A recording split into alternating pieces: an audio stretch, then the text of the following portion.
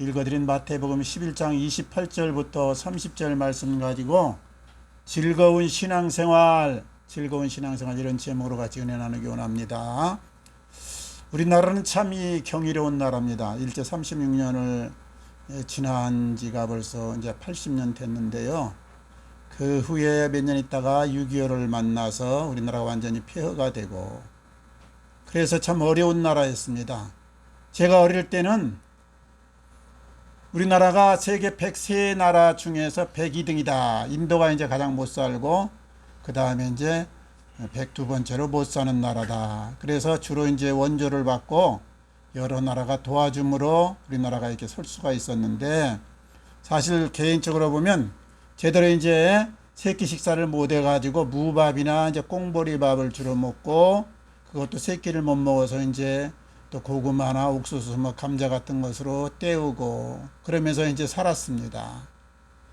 또 여러 가지 어려움이 많았는데 그걸 다 지나고 지금은 이제 선진 대열에 들어가지고 경제가 이제 세계 뭐 10위권에 이렇게 올라섰고, 또 우리나라가 이 앞서는 것이 참 많습니다. 해방된 지 80년, 6.25가 지난 지 한 76, 7년밖에 안 됐는데 이렇게 참 도움을 받던 나라에서 도움을 주는 나라로 일어섰다는 것이 우리도 놀래고 세계 모든 사람들이 놀랍니다. 우리나라는 대학 진학률, 또 카드 보급률이 세계 1위고, 그리고 또 반도체나 핸드폰이나 인터넷의 강국입니다. 조선업도 아주 앞서고 있습니다. 이제 그런데 항상 뭐든지 빛이 있으면 그림자가 있듯이 좋은 쪽이 있는 반면에 또 어려운 쪽도 있어요. 그래서 암 사망률이 많은데 특별히 위암 사망률이 우리가 짜고 맵게 먹는 관계로 세계 1위고, 또 그 가계 부채 증가율이 현재 1위입니다. 또 국가 부채 증가율, 이건 나라가 빚을 지면서 우리 이재명 정부가 뭐 국가 여러 자금이라고 해서 풀어가지고 백성들에게 나눠주고 또 빚도 탕감해주고 그랬는데, 저는 이거 아주 좋지 않는 정책이 아닌가. 국민들에게 허리띠를 졸라매라고 해야 되는데 부채 증가율이 OECD 국가 중에서 1위다, 이거 1위다.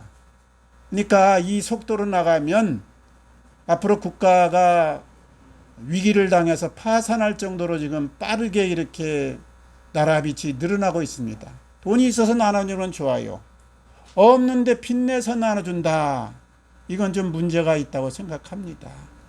그리고 가장 안타까운 것은 자살률이 1위다. 이거는요, 20여 년 동안 한 해만 빼고 세계 1위입니다. 계속해서 20년 동안 한국 사람이 자살을 제일로 많이 했다. 얼마나 안타깝습니까, 이게. 그래서 우리가 예수를 믿고 하나님의 뜻대로 사는데 이런 문제를 해결하고 특별히 즐거운 신앙생활을 해야 되는데요. 우리 주님이 일찍이 말씀했잖아요. 내가 곧 길이요 진리요 생명이다. 그리고 내가 온 것은 양으로 생명을 얻게 하고 더 풍성히 누리게 하려 합니다. 또 우리 사도 바울도 갈라디아서 5장 1절에서 말했습니다. 그리스도께서 우리를 위하여 자유를 주셨으니 다시는 종의 멍에를 매지 말라. 오늘 말씀에서도 주님이 이야기하지 않습니까? 수고하고 무거운 짐진 자들아 다 내게로 오라. 내가 너희를 편히 쉬게 하리라. 그러니까 우리가 예수를 제대로만 믿는다고 하면, 말씀대로 되어진다고 하면 예수 믿고 우리가 자유를 누리고 쉼을 누리고 우리 삶이 풍성해져야 됩니다. 그래서 즐거운 이 삶이 돼야 되는데 실제로 그러느냐? 현실은 그렇지 못합니다. 우리나라가요, 1년에 자살을 얼마나 많이 하는지 대략 1만 3천 명에서 1만 4천 명가량. 그러니까 하루에 35명에서 40명이 스스로 목숨을 끊고 있습니다. 그런데 신앙인이면, 기독교인이면 다르냐? 이 참 안타깝게도 별반 차이가 없습니다. 우리나라 기독교인들이 1년에 자살하는 사람들이 2,600명. 그러니까요, 거의 20%에 가까운 자살자들의 20%에 가깝게 기독교인이 죽는다. 일반인이 자살하는 것보다 기독교인이 오히려 자살률이 높다. 그리고 목사님들도 자살한 사람이 많은데 1년에 대략적으로 40명 내지 50명. 아니, 예수 믿고 쉼을 누리고 자유로워지고 그리고 풍성한 삶이 되었다고 하면 자살할 이유가 없을 텐데 왜 그렇습니까? 왜 기독교인 중에 우울증에 걸린 사람이 많고 그렇게 자폭하는 사람이 많은 겁니까? 이거는 가만히 분석해 보면 두 가지 이유가 있다고 생각되는데, 첫 번째는 이 하나님의 말씀이, 예수님의 말씀이 사실이 아니다. 나를 믿으면 생명을 얻고 쉼을 누리고 자유를 얻고 풍성해진다, 이 말이 가스라이팅하는 사기의 말이 아닐까, 이런 의구심을 한 가지 가져봅니다. 또 하나는 예수를 믿는다고 하는 교인들이, 성도들이 제대로 신앙인이 되지 못해서, 그래서 여전히 교회는 다니지만 세상 사람보다 더 어려우면 자폭을 하고 더 어려우면 인생을 끝내버리고, 이런 안타까운 일들이 많다는 이야기입니다. 한번 가만 생각해 보세요. 나는 정말 예수 믿고 행복한가? 나는 날마다 즐겁게 신앙생활을 하고 있는가? 아니면 반대로 우울한가? 아니면 더 짐만 지고 있는 것인가?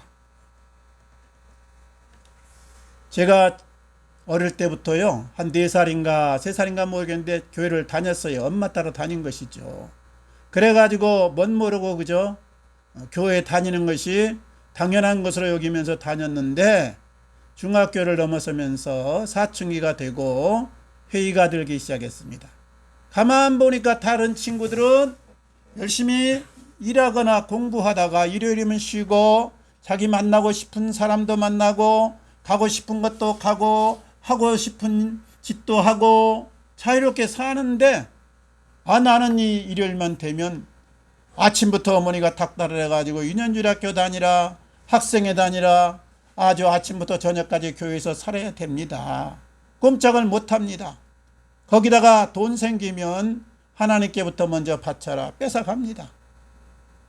그래서 참 힘들고 어려우면서 다른 친구들은 자유롭게 사는데 나는 왜 모를까? 어떻게 빠져갈 길이 없을까?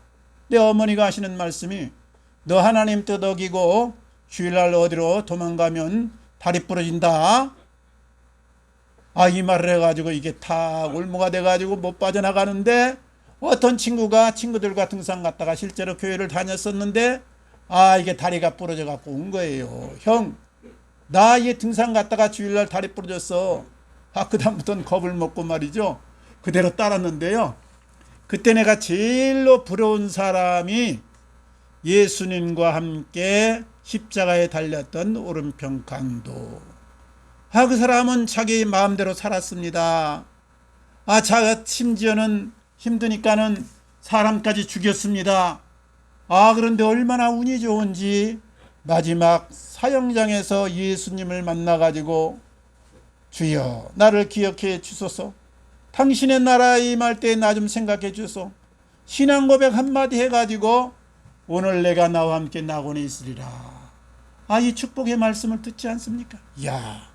나도 예수를 좀 한 60 넘어가지고 인생 자유롭게 살고 즐길 것 즐기고 마음대로 살다가 늦음에기 예수를 믿어야 되는데, 너무 예수를 일찍 믿어가지고 도망도 못 가고 이게 뭐냐, 상당히 신앙이 부담이 되고 거북스러운 그런 감정을 가졌던 적이 있습니다. 그렇습니다. 이방 종교는 요구하는 게 많죠. 고행하라, 덕을 쌓아라, 선행하라. 그래서 종교 생활을 하면은 세상 일상생활의 짐에다가 종교 생활의 짐까지 짊어지게 되니까 사실 개인적으로는 힘든 거죠. 더 고달플 수밖에 없어요. 시간도 뺏어가고 돈도 뺏어가고 내 에너지를 뺏어가지 않습니까? 그러나 우리 기독교는 보세요. 믿기만 해라. 내가 죄인임을 고백하고 예수 그리스도가 나를 위해서 십자가에 돌아가셨다. 그것을 내가 받아들이고 입으로 고백하고 영접하기만 하면 너는 생명을 얻고 쉼을 얻고 풍성한 인생을 산다. 얼마나 참 복음이고 희소식입니까?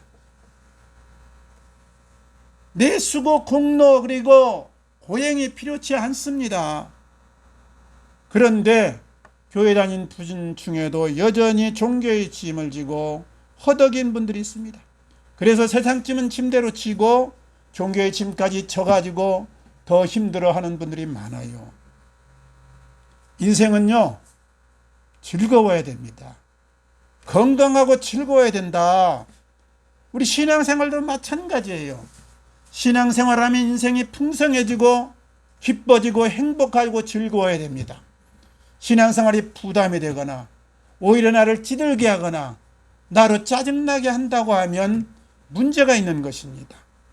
그러면 우리가 신앙생활을 제대로 하면 행복해지고 즐겁다고 하는데 어떻게 해야 되는 것인가? 먼저는 쓸데없는 짐이나 고통은 미리미리 차단해야 됩니다. 우리가 세상에 당하는 이 모든 짐, 고통, 이거는 사실 완전히 우리가 벗어날 수는 없는 겁니다. 쉬려고는 했어요. 그러니까 세상살이는 고해다. 일반 성인들도 그렇게 말하지 않습니까? 그런데 내가 예수 안에 들어와서 주님을 믿음으로 하나님의 자녀가 되었다. 그런데도 여전히 고통스럽다, 즐겁지 않다, 행복하지 않다. 그러면은 문제가 있는 것입니다. 이건 정상적인 기독교 신앙이 아니라는 것이죠. 왜 우리가 행복하지 못하고 때로 고통스럽고 어려우냐? 이거는요, 믿음이 약해서나 신앙이 낮은 단계에 있어서 그런 것이 아닙니다. 짊어진 짐은 너무 많고 내 힘은 딸리고 그러다 보면 지치고 스트레스가 되고 고통스러운 것입니다. 즐거울 수가 없는 것이죠. 전도서 1장 8절은 이렇게 말씀합니다. 만물이 피곤하다. 로마서 8장 22절에서 사도 바울은 이렇게 말합니다. 피조물이 다 이제까지 함께 탄식하며 함께 고통을 겪고 있는 것을 우리가 아느니라. 그러니까 모든 생명체는 신랑한 이후에는 살아간다는 자체가 버겁고 고통스럽고 어려움이 수반된다는 것을 말합니다. 보세요. 우리 사람도 어린아이는 어린아이대로 고통이 있습니다. 학생은 학생대로 짐이 있습니다. 청년은 청년대로 과제가 있습니다. 장년이 되면 자유로우냐? 그렇지 않습니다. 더 많은 것을 짊어집니다. 저처럼 노인이 되면 완전 내 마음대로 살 수 있느냐? 아닙니다. 노인은 노인대로 짐이 있고 고통이 있는 겁니다. 우리나라요 10대 사망률 1위가요 10대 사망률 1위가 자살입니다. 자살. 참으로 안타까워요. 10대 그러면 짊어질 짐도 별로 없고 부모가 웬만한 건 책임져 주고 나름대로 몸도 건강하고 팔팔하고 자유로울 것 같은데 왜 자살률이 1위냐? 그 큰 원인이 부모의 기대고 부모의 닥달이라니 사실입니다. 부모가 너무 자녀에게 큰 기대를 그리고 그것을 이루기 위해서 닥달을 너무 해댔습니다. 그러니까 그 무게가 너무 무거워서 그런데 자기는 감당할 수 없고 이룰 수 없고 힘이 딸리니까 마지막 생을 끝내버리는 것입니다. 우리가 선진사회가 되면은 이 짐이 줄어드느냐? 아닙니다. 오히려 늘어납니다. 보세요. 옛날에는 아버지 혼자 벌어서 5식구 10식구가 살았습니다. 오늘날은 아버지 혼자 벌어서 그렇게 키울 수가 없습니다. 그래서 아이를 하나만 낳고 둘만 낳습니다. 그것도 어렵다고 해서 아예 아이를 안 낳는 부모도 많습니다. 아이 하나 키우는데 3억이 든다 4억이 든다는 이야기가 있습니다. 그러니까 우리가 세상을 살자면은 어차피 짐을 져야 되고 과제가 있는 것이고 여러 가지 해야 할 것이 있다. 예? 피할 수 없다는 말이죠. 피할 수 없으면 즐겨라 이런 말이 있어요. 피할 수 없거든 마지못해 끌려가면 더 힘들다. 내가 스스로 그것을 즐겨라. 다행히 우리 하나님이 말씀했어요. 내가 감당을 못할 시험이나 내가 힘들어할 그런 문제는 주지 않는다. 다 감당할 수 있는 시험이고 문제거리가 있다고 하면 그것은 헤쳐나갈 수 있는 것이다 약속을 했어요. 그러니까 이 말은 다른 말로 하면 내게 과제가 있고 주어진 이 짐이 있다고 하면은 내가 제대로 정신만 차리고 마음만 제대로 가진다고 하면 모든 것을 헤쳐나갈 능력이 있거나 정 그것이 안 되면 하나님이 피할 길을 내신다고 약속을 했어요. 그러니까 얼마나 감사한 것입니까? 문제는 그 감당할 힘을 때를 맞춰서 내가 기르지 않는다는 것입니다. 태어나면 그냥 힘이 있습니까? 감당할 능력이 그냥 생깁니까? 아닙니다. 길러야 됩니다. 길러야 돼요. 우리 그리스도인은요, 두 나라의 시민권을 가진 사람입니다. 하나는 하늘의 시민권을 가진 사람이고 또 하나는 이 세상의 시민권을 가진 사람입니다. 그러니까 하늘 시민권의 가치관으로 살고 하늘나라 시민을 위해서 우리가 수고해야 될 부분이 있고요. 또 다른 말로 하면 세상에 짐이 있다는 말이에요. 하늘 시민권을 가졌으니 세상 짐이 완전히 날아간 것이 없어지는 것이 아니란 말이에요. 세상 짐은 그대로 있고 하늘 시민으로 또 힘써야 될 부분이 있고 그리고 하늘 시민으로 얻는 특권과 있음과 동시에 세상에서도 우리가 잘 살아야 되는데 주로 우리가 괴로운 것은 하늘 시민권을 얻었기 때문에 괴로운 것이 아니라 세상 짐을 감당할 힘이 없기 때문에 능력이 안 되는데 과중한 이 부담 때문에 우리가 괴로운 것입니다. 보세요. 우리 성도님들은 보통 교회 생활에는 힘씁니다. 왜냐? 일주일마다 한 번씩 예배드리면서 목사님 말씀을 들어서 나름대로 은혜를 받았고 세상 말로 하면 세뇌가 되었기 때문에 그렇습니다. 나름대로 시간도 드리고 물질도 드리고 헌신도 합니다. 그런데요, 교회 생활과 신앙 생활을 혼동하면 안 된다는 사실입니다. 목사님은 교회가 일터입니다. 교회가 일터. 그러니까 성경 읽고 예배 드리고 기도하고 여러 가지 어떻게 하면 전도할까 힘만 쓰면 되는 거예요. 성도의 소명은 뭐냐? 성도가 성직으로 부름받은 것은 뭐냐? 교회가 아니고 나의 맡은 일입니다. 가정에서 맡은 일, 직장에서 맡은 일, 내 위치에서 해야 될 짐, 이것이 하나님께서 우리에게 주신 소명이다. 이것이 개혁신앙의 아주 모토가 아닙니까? 성직은 신부나 아니면 교회 권사나 장로가 이게 성직이 아니고 내가 세상에서 맡아서 세상을 살맛나게 만들고 빛으로 본을 보이는 내 삶의 현장이 바로 성직이다. 그러니까 교회 직책보다는 내 맡은 일에 우리가 우선권을 둬야 됩니다. 그런데 교회는 열심히 하는데 세상 일에 대해서는 미리미리 준비를 안 하고 실력을 갖추지 않는 겁니다. 그래서 힘든 겁니다. 예수님께서 제자들을 파송하면서 분부한 말씀이 있는데요. 너희는 비둘기처럼 순결하고 뱀처럼 지혜로워라. 성경 말씀을 들으면서 은혜를 받으면서 그리고 열심히 순결하게 살려고 애를 쓰는데 비둘기처럼 세상 삶에 대해서 지혜롭게 대처하는 법을 그 실력을 기르지 않은 것이에요. 이것이 문제고 또 목사님들이 교회 생활에 열심히 성수주의하고 헌금 생활하고 그리고 세상에서는 선하게 그리고 욕심부리고 살지 말라. 요 정도로만 가르치는 겁니다. 그러니까 세상에 대해서 지혜롭게 대처할 능력이 부족한 것이죠. 그래서 기독교인들도 그렇게 어려움을 만나서 우울증에 시달리고 결국 자폭을 하고 마는 것입니다. 진정한 신앙인이 되면은 우리가 비둘기처럼 순결하게 사는 것에 힘써야 되고 세상에서는 지혜롭게 사는 법을 우리가 일찍부터 터득해야 되는 것입니다. 세상에서 우리가 빌기처럼 순결하게 살려면 어떻게 하면 됩니까? 하나님의 특별 계시를 성경 말씀을 잘 따르면 됩니다. 그런 깨끗한 삶, 정의로운 삶, 그리고 사랑의 삶을 살게 됩니다.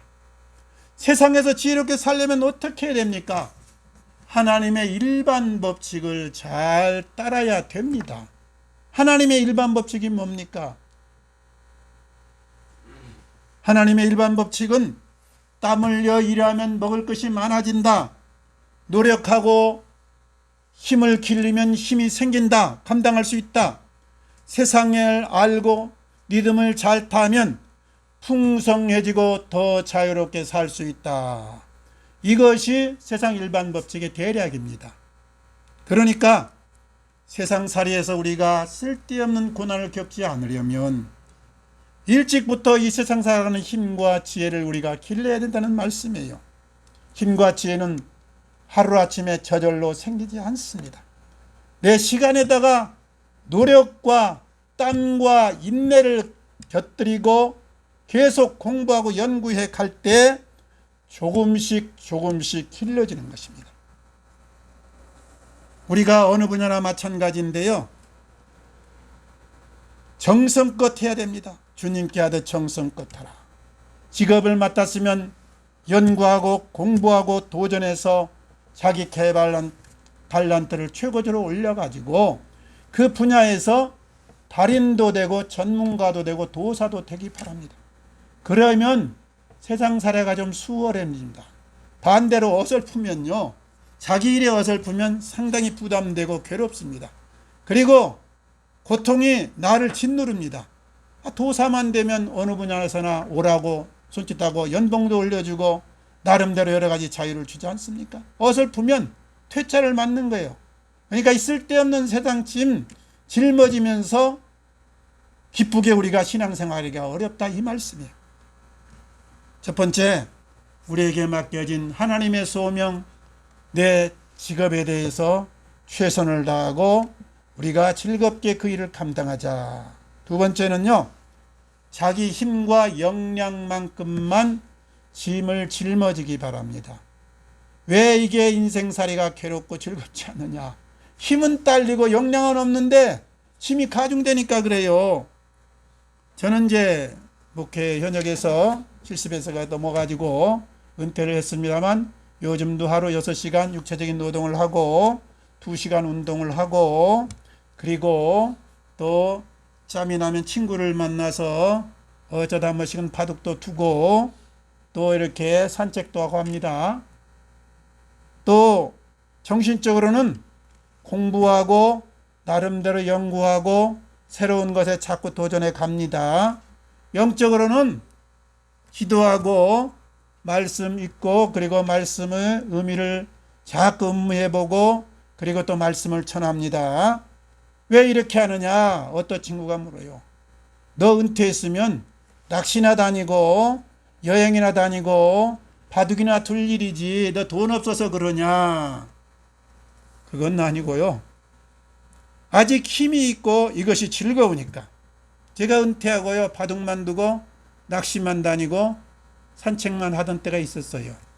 그런데 좀 지나고 나니까 전혀 즐겁지가 않는 거예요. 행복지 않는 거예요. 그래서 제 인생 패턴을 바꾼 겁니다.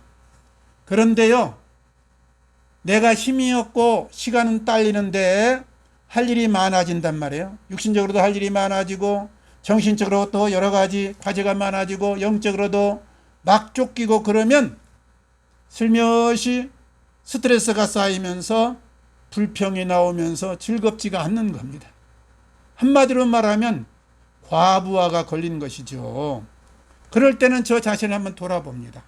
야, 내가 짊어질 짐이 많아지는데 내가 이거 힘은 없고 조절을 해야 되지 않는가. 그래서 내 현실에 맞게 육신일이고 정신일이고 영적인 일을 다시 재조정을 합니다. 그러면 다시 편해지고 그리고 즐거워집니다. 우리가 일을 해도 그렇습니다. 돈 많이 버는 것 좋지요. 많을수록 좋은 것이죠.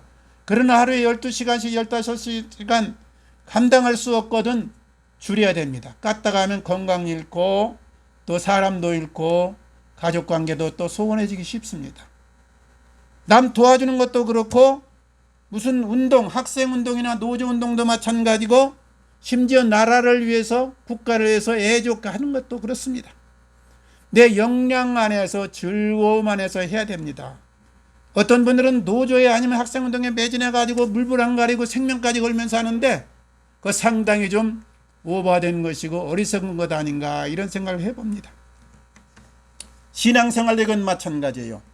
예배나 말씀도 그렇고 기도 생활도 그렇고 헌신봉사도 그래요.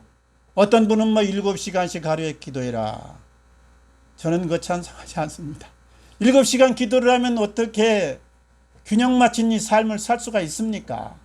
그러니까 자기 역량껏 즐거운 가운데서 기도를 해도 즐거운 가운데서 헌금을 해도 즐거운 범위에서 봉사를 해도 즐거운 범위에서 그래서 하기 바랍니다. 예를 들면 목사님이 성전 건축하니까 좀 참여하세요 그런다고 해서 막 융잔 안에서 또 빚을 져가면서 그렇게 하는 거 하나님이 기뻐하지 않습니다. 즐거움 안에서 하는 것을 기뻐하는 것이죠. 내 역량껏 해야 됩니다. 그리고 이 신앙생활이라는 것은 절대 사람 말을 따라가면 안 됩니다. 사람이라는 건 하나님이 쓰셨다가 나중에는 또 쉬게 하고 버리기도 하고 그러는 거잖아요. 그러니까 신앙생활은 나와 하나님과의 관계고 내가 하나님과의 관계에서 즐거움과 행복한 안에서 하라 이거죠.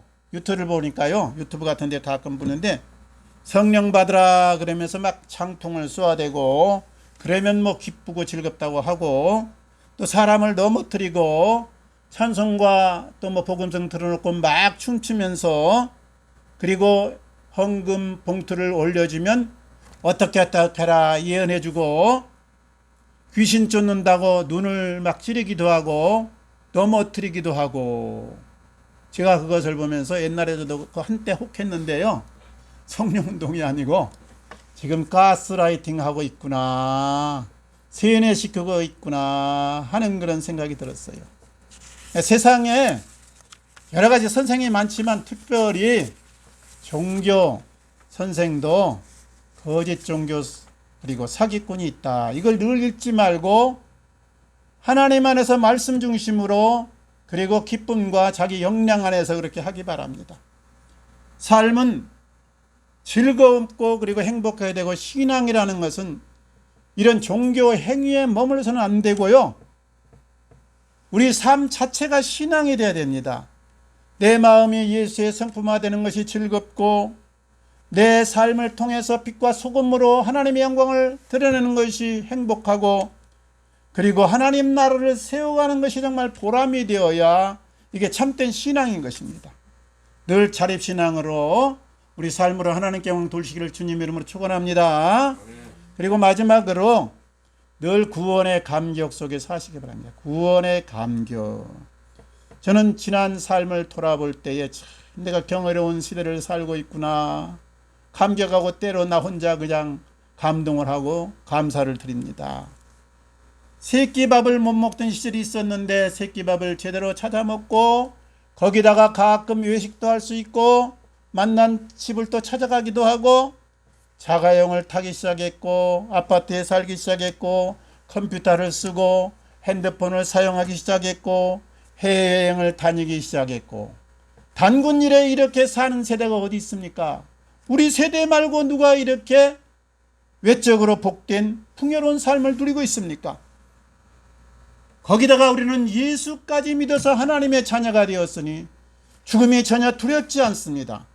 오늘 죽는다 해도 마음이 평안하고 하늘나라에 가면 주님 만날 기대 주실 상급에 대한 이 소망이 넘쳐납니다. 그런데 즐겁지 않고 괴롭고 짜증난다. 이건 정상적인 신앙을 살고 있지 않다는 증거가 아닙니까? 신앙은 즐거워야 돼요. 그러니까 내가 없는 걸 자꾸 되씹으면 불평과 원망이 나오고 남과 비교하면 내가 뒤처진 것처럼 느껴지는데 우리가 마음을 늘 제로 베이스 0에다가 놓기 바랍니다. 그러면 내 모든 가진 것이 하나님의 은혜입니다. 거기다가 하나님이 내 영원한 신분까지 생명까지 보장했습니다. 사람이 죽음 앞에서 제일 절망하고 낙담을 하는데 죽음을 깨고 부활하신 주님이 나의 구세주고 나는 또 주님의 이 부활에 동참하게 됩니다. 얼마나 즐겁고 기쁩니까? 매직 존슨이라고 있어요. 원래 이름이 어빙 존슨인데요. 1959년생인데요. 이분이 농구를 하도 잘해가지고 신들린 농구 선수다. 농구계의 전설입니다.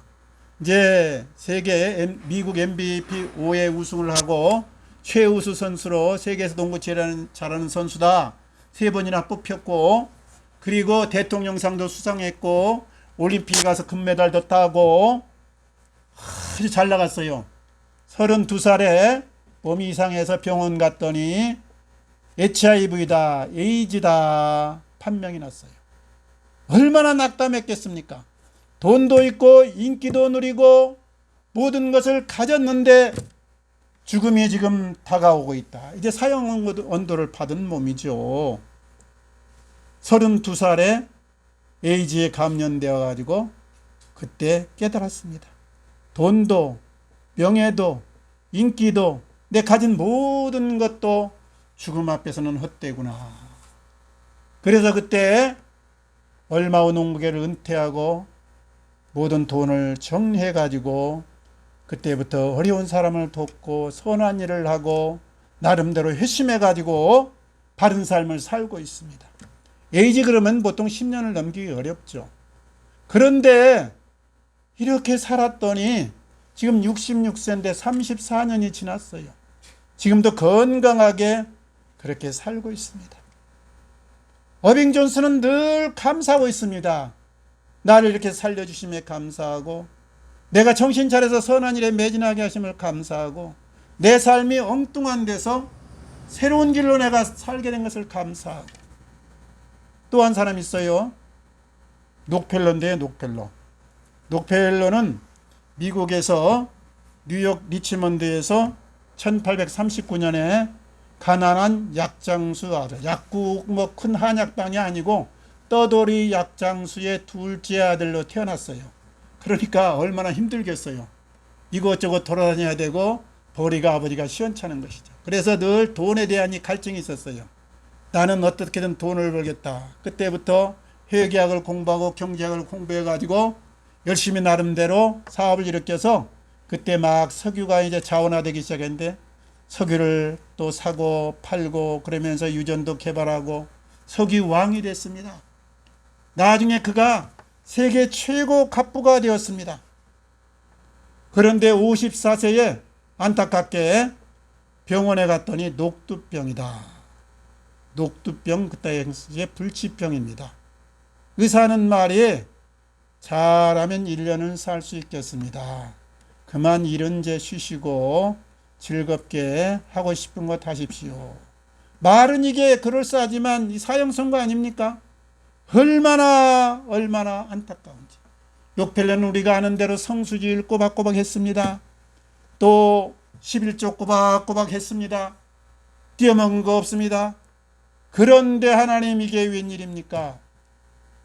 그런데 세상에서 이렇게 석유왕까지 되는 데는 미국 기업에요 70%를 가져. 70%. 록펠러가 한참 잘 나갈 때. 그러니까 그 과정에서 합병하고 남을 착취하고 아주 경쟁자는 몰락시키고 이런 전략을 수없이 쓴 겁니다. 교회에서 종교 생활은 아주 장로로서 성수주의라고 헌금 제일로 많이 내고 나름대로 봉사도 한다고 했지만 실제 생활에선 냉혈한이죠. 냉혈한. 사랑이 없고 기업이나 경쟁자를 침몰시키는 살인자다 이 말이에요. 그래서 이제 녹두병 사형도를 받고 하나님 앞에 기도했습니다. 하나님, 내 생명이 얼마 남지 않은 것을 감사합니다. 하나님, 내가 그동안은 돈 모으고 세상 영광과 세상 재미를 위해서 내가 달려왔는데 죽음 앞에서 무슨 의미가 있습니까? 하나님, 다 내려놓기 원합니다. 어떻게 할까요? 그때 마태복음 19장에 나오는 부자 청년의 예수님이 하신 말씀이 생각났습니다. 내가 어려서부터 율법을 다 지키고 나름대로 여러 가지 철저한 생활을 했다마는 그러나 내게 한 가지 부족한 것이 있다. 내 가진 것을 팔아 가난한 자들에게 나눠주고 너는 나를 쫓으라. 그 청년이 그 말에 근심하고 돌아갔습니다. 그게 언뜻 떠오르면서 하나님, 내가 주일 성수하고 11조 드리고 나름대로 정규 생활에 열심이었는데 실제는 하나님의 정의와 하나님의 사랑과 하나님의 긍휼을 잃어버리는 이런 삶을 살았습니다. 나는 그 청년처럼 되고 싶지 않습니다. 어떻게 해야 될까요? 그래서 깨달은 것이 내가 혼전하고 잘진데 모든 것을 팔아서 가난한 자에게 주라. 사랑을 실천하라는 것이죠. 그래서 그때부터 54세 이후에는 재산을 정리해서 자선단체를 만들고 교회를 세우고 교회 여러 가지 비품을 기증하고 그리고 어려운 사람을 돕고 자선단체를 통해서 많은 선한 일을 했습니다. 그분이 얼마나 많은 이 자선을 했느냐? 5억 3천만 달러, 지금으로 하면은 한 160억 정도 되는 달러 가치, 우리 돈으로 하면은 22조억 되는 돈을 기부를 한 겁니다. 자기 재산을 거의 털어가지고 기부하고 하나님의 뜻을 펼치고 복음과 그리고 선행을 위해서 다 쓴 것입니다. 54세 이렇게 살았는데 1년 후에 죽었느냐? 안 죽었습니다. 살아있는 동안 끝까지 살자. 또 안 죽었습니다. 98세까지, 그러니까 54세에서 44년을 살고 98세에 소천했습니다. 사랑하는 성도님들, 우리 매직 존슨이나 록펠러는 세상의 생명이 이렇게 연장된 것에 감사해서 정말 감격하면서 즐겁게 하나님의 뜻을 이루며 살았습니다. 우리는 일시적인 생명이 아니라 영원한 생명을 보장받은 몸입니다. 어찌 기쁘고 즐겁지 않습니까? 저는 괴롭거나 스트레스가 되고 어려움이 오면 나는 21세기 이 좋은 시대에 대한민국이라는 좋은 나라에 살고 있다. 그리고 나는 무엇보다 하나님의 자녀다. 이 한 가지만 떠올리고 이것만 반복해서 읊습니다. 그러면 스트레스, 괴로움, 여러 가지 문제가 다 날아가 버립니다. 하나님이 나를 책임져 준다고 약속했고 내가 이렇게 육적으로 영적으로 많은 축복 가운데 사는데 어찌 내게 감사가 없고 즐거움이 없고 행복한 인생이 아니겠는가. 사랑하는 성도님들, 우리가 신앙을 종교인으로만 끝나면 안 됩니다. 우리 삶에서 정말 즐겁고 행복한 삶으로 신앙인의 본을 보여야 됩니다. 그러기 위해서 미리미리 앞날을 준비하고 매 순간 하나님의 일반 법칙을 잘 따르기 바랍니다. 그리고 자기 역량껏 자기 힘만큼 짐을 지는 이런 지혜로운 삶을 사시기 바랍니다. 그리고 늘 하나님의 자녀여 영원한 천국의 백성임을 잊지 말고 구원의 감격 속에 즐겁게 사시기 바랍니다. 이 승리 축복이 우리 모두의 것이 되시기를 주님 이름으로 축원합니다. 같이 기도하겠습니다. 아버지 감사합니다.